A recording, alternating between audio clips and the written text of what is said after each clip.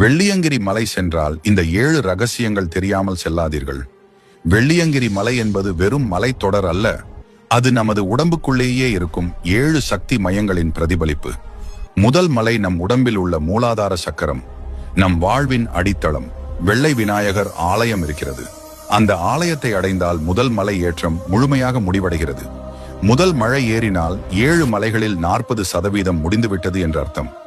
இரண்டாவது மலை, இது சுவாதிஷ்டான சக்கரத்தின் சக்தி, உடலை சோதிக்கும் கடினமான ஏற்றம், பக்தியின் பொறுமையை பரிசோதிக்கும் புனித பாதை. மூன்றாவது மலை மணிபூரக சக்கரம். மூன்றாவது மலையின் உச்சியில் பாம்பாட்டி சித்தர் தவம் செய்த புனித குகை உள்ளது. இது சித்த சக்திகள் நிறைந்த இடம். நான்காவது மலை அநாகத சக்கரம், பல யோகிகள் தியானம் செய்த ஆன்மீக மையம்.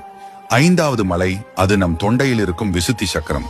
இந்த மலை மன அழுத்தத்தை போக்கும் புனித பூமி. ஆறாவது மலை ஆஜ்ஞா சக்கரம், மகா சித்தரான ஒட்டன் சித்தரின் சமாதி இருக்கிறது. இது விபூதி மலை என்றும் அழைக்கப்படுகிறது. ஏழாவது மலை நம் தலையில் இருக்கும் சஹஸ்ரார சக்கரம், சிவனுடன் ஒன்றாகும் தெய்வீக நிலை, ஆதி கடவுளான சிவபெருமான் தங்கியிருக்கும் இடம் என்று நம்பப்படுகிறது. மூன்றாவது கண் திறக்கும் புனித இடம் என்று நம்பப்படுகிறது. இங்க வந்தாலே உடம்பு நடுங்கும் தெய்வீக அனுபவம்.